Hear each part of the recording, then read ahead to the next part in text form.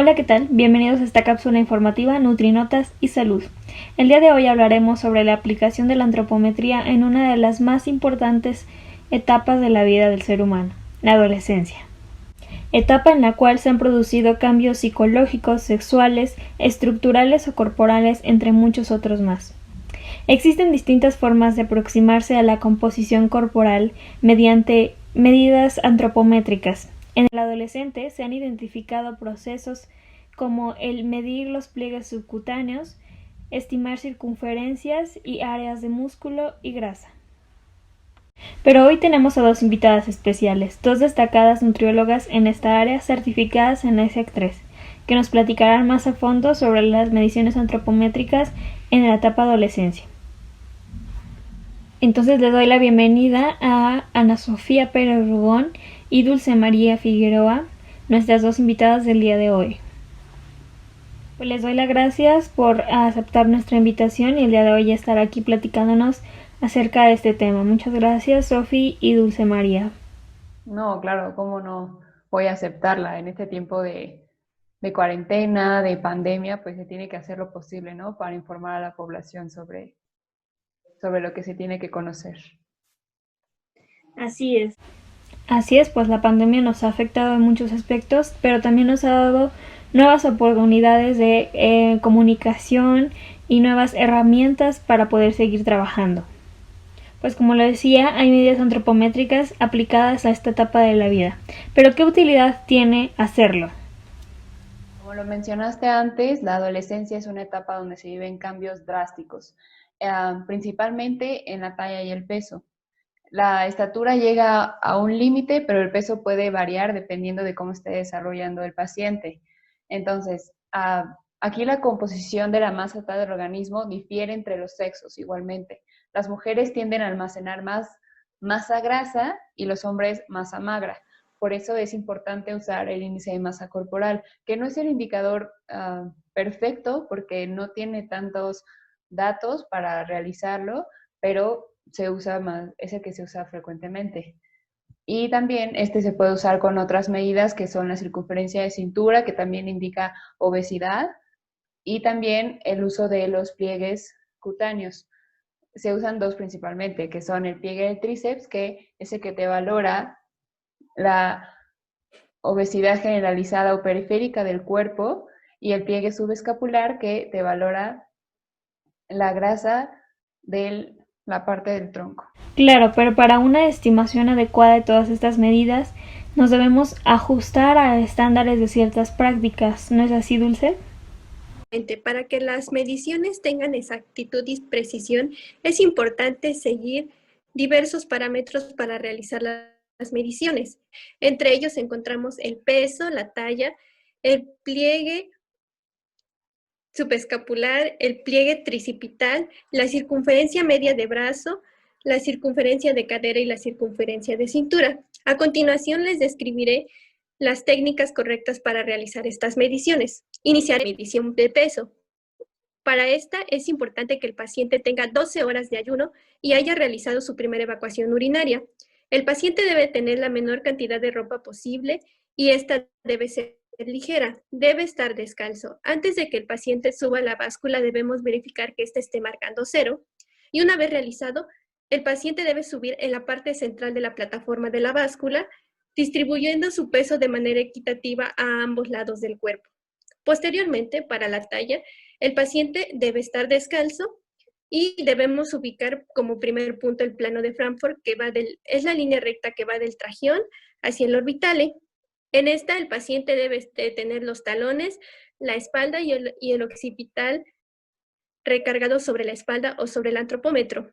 Se le pide al paciente que inhale profundamente y en la inhalación más profunda, antes de que éste exhale, se realiza la medición colocando el estadímetro sobre el vértex del paciente. Luego encontramos las circunferencias. Para ella, la primera que les explicaré es la circunferencia media de brazo. En este es importante que ubiquemos los puntos acromiale, que es el punto más lateral y superior del acromio, y el radiale, que es el punto proximal y lateral de la cabeza del radio. Con nuestra cinta Lufkin es importante medir la distancia que hay entre estos dos puntos y justo a la mitad marcamos el punto acromiale radiale medio y sobre este colocamos nuestra cinta de manera perpendicular al plano largo del brazo, la medición de cadera. Para esta, el paciente debe de estar de pie, con los brazos cruzados sobre el tórax y debemos ubicar la región más prominente de los glúteos y es sobre este punto que se coloca nuestra cinta. Por último, encontramos la circunferencia de cintura, para lo cual se debe de ubicar la región más estrecha del abdomen, por debajo de la 10ª costilla y por encima del ángulo de la cresta ilíaca. La última medición que realizamos es la de los pliegues. En la población mexicoamericana se recomiendan los pliegues subescapular y tricipital, puesto que nuestra población tiende a una acumulación de grasa central, es decir, en la región superior del tórax. Para la medición del subescapular es importante ubicar primero el punto que lleva este mismo nombre, el cual se encuentra en la región más baja del ángulo inferior de la escápula.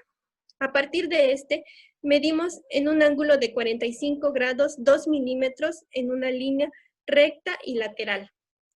Y por último, para el pliegue tricipital, este se ubica en la región posterior del brazo, en la intercepción entre la parte media de la cara posterior del brazo y la unión con la línea acromiale radiale media.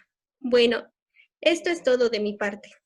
Muchas gracias, Dulce. Es verdad, debemos seguir la técnica correcta para que nuestros resultados sean los más exactos y precisos posibles. ¿Cuál es la interpretación de estos resultados? ¿Cómo podemos saber en qué categoría se encuentra el paciente? Depende de muchas cosas. Primero, depende de qué tan exacto y preciso fue la toma de las medidas. Segundo, de la base de datos en la que te estés referenciando para dar la interpretación. Hay muchísimas tablas de referencia, curvas de crecimiento de diferentes organizaciones mundiales para llegar a dar un diagnóstico, ya sea las de la OMS, las de la CDC, las de la NSHS, que te ayudan a dar un diagnóstico eficiente. También hay que tomar en cuenta que estas medidas no con solo tener la medida exacta ya tienes la interpretación, sino que muchas de estas se combinan con otras, ya sea con la suma de 3 pliegues para dar el total de masa grasa en kilogramos que tiene tu paciente, o para sacar la masa muscular total se necesita la circunferencia media de brazo con la densidad corporal para sacar los kilogramos de masa. Entonces, depende de muchas cosas. También tienes que ser muy específico en qué tipo de población te estás enfocando, porque como lo dijo Dulce, la población mexicana o latina es muy diferente en distribución de grasa que la americana o la europea. Entonces tienes que enfocar mucho en esa parte. Lo que sí puedo recomendar es que entre más indicadores tenga tu tabla o fórmula, es mucho más exacto a que si solo te basas en 2 medidas o 3. Entonces, tú como profesionista de la salud tienes que saber qué tipo de fórmulas son las que tienen que ser para tu población o para tu paciente, que sean las más exactas, las más indicadas, y ya dependiendo de eso te puedes basar en las diferentes tablas, ya sea por puntaje Z o por percentiles, que lo más usado son los percentiles y eso es más fácil de leer, y de ahí ya das un diagnóstico. Así es, debemos ajustarnos a la estandarización de otras organizaciones o de las referencias que más nos convengan en el tipo de medición antropométrica. Pues muchas gracias por su participación. El día de hoy vimos esta aplicación de la antropometría en la etapa de adolescencia y la técnica correcta que se debe seguir en cada medida antropométrica. Pues nuevamente les doy las gracias a Sofía y Dulce María por asistir a esta reunión, por darnos una explicación amplia de lo que sucede con este tema. Así que muchísimas gracias por aceptar nuestra invitación. Muchas gracias a ti, Fabi, por invitarnos, y pues espero que hayan tenido un tiempo grato y que hayan aprendido en esta cápsula informativa. Y muchas gracias a todos ustedes por vernos cada viernes en esta cápsula informativa Nutrinotas y Salud.